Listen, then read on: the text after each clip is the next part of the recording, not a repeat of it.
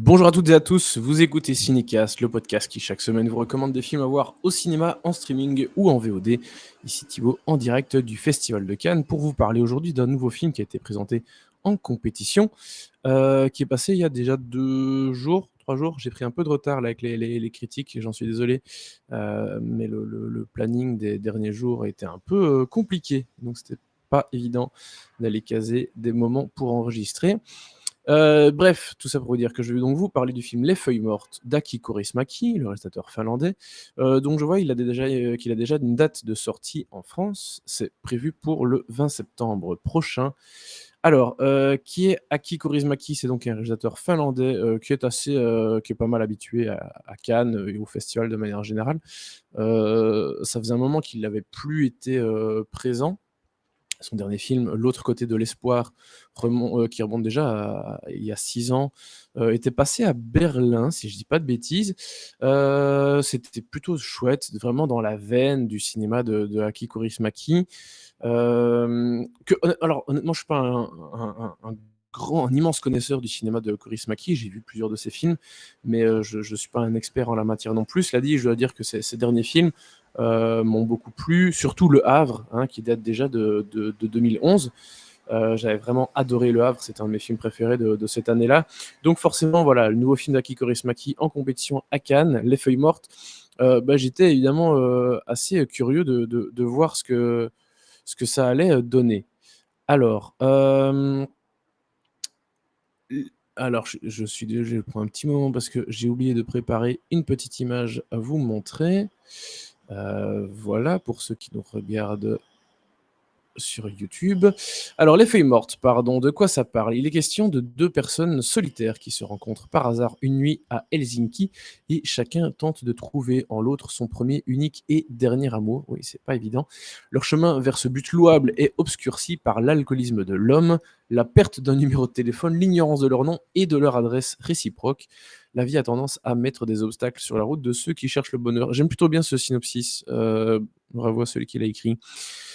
Alors, je sais pas, enfin, si vous êtes familier ou pas avec le cinéma de Aki Kaurismäki, en tout cas si vous l'êtes, sachez que c'est du Kaurismäki pur jus, dans le sens où, visuellement et dans l'écriture, Kaurismäki a clairement une patte. Il y a toujours quelque chose un peu vieillot, un peu vintage dans le visuel, dans la forme.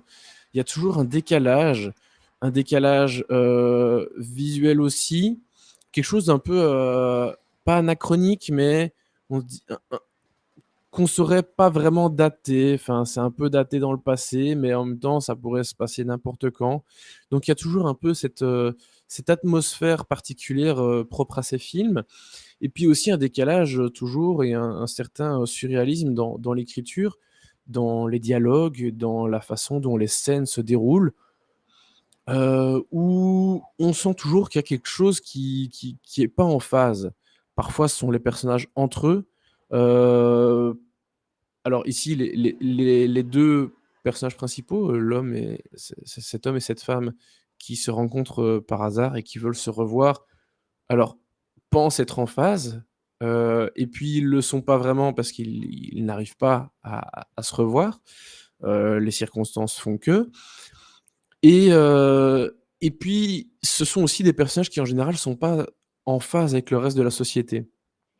L'homme, il boit pas mal, il est alcoolique, il a donc des problèmes au travail, il a des problèmes, des problèmes d'argent, pour se loger.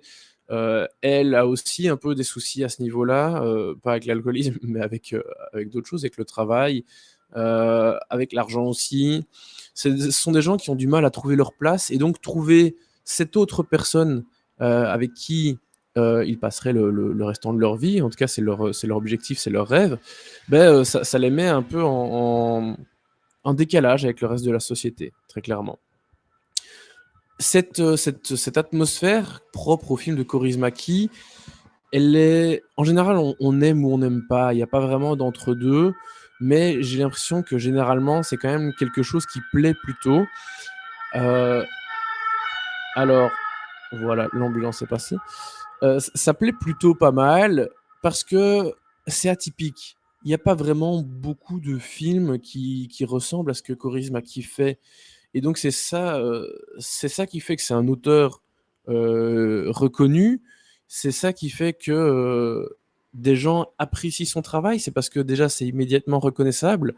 Pour peu que vous ayez vu l'un, 1 ou 2, voire 3 films de Kaurismäki, si vous voyez le suivant, enfin ou en tout cas un autre sans savoir que c'est de lui, il y a un moment où ça va être évident. Parce que oui, ce qu'il fait est atypique et singulier et hem et donc quand il y a cette combinaison, que ce soit dans la forme, dans ou sur le fond, donc c'est cette esthétique très particulière, assez léchée, avec des couleurs, assez, comment dire?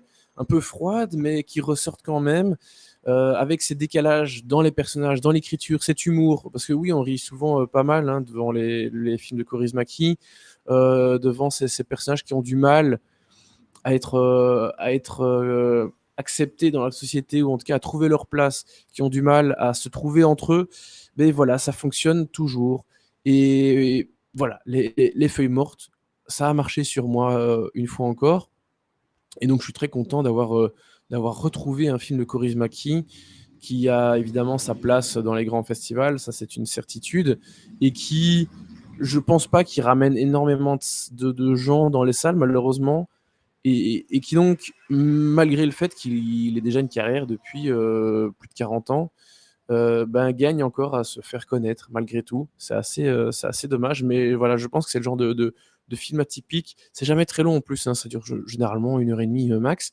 C'est le genre de film atypique qui va plaire, qui permet de passer une bonne petite soirée. On se dit: «Ah, bah, j'ai vu quelque chose de différent». Voilà. Donc tout simplement pour ça, je vous conseille évidemment d'aller voir, Les Feuilles mortes lors de sa sortie, donc je le rappelle, le 20 septembre, en France, c'est bien ça. Il y a pas encore de date de sortie pour la Belgique, mais il a un distributeur. Donc voilà, je vous recommande, vivement ce film. Petite mention, pour Alma, Pesti et Jussi Vatanen, les 2 comédiens principaux, que vous avez peut-être vus dans d'autres choses. Je n'ai pas regardé leur filmographie, mais je me dois quand même tout de même de mentionner leurs noms parce qu'ils sont très bien, tous les 2. Voilà. Bref, allez voir Les Feuilles mortes quand vous en aurez l'occasion. Pour moi, c'est un très bon, 3,5. Ouais, un bon 3,5, heu, parce que voilà, c'est très chouette, c'est très beau. On aime beaucoup Aki Kaurismäki. Sur ce, je vous dis à très, très vite pour des nouvelles critiques en direct du Festival de Cannes. À très bientôt.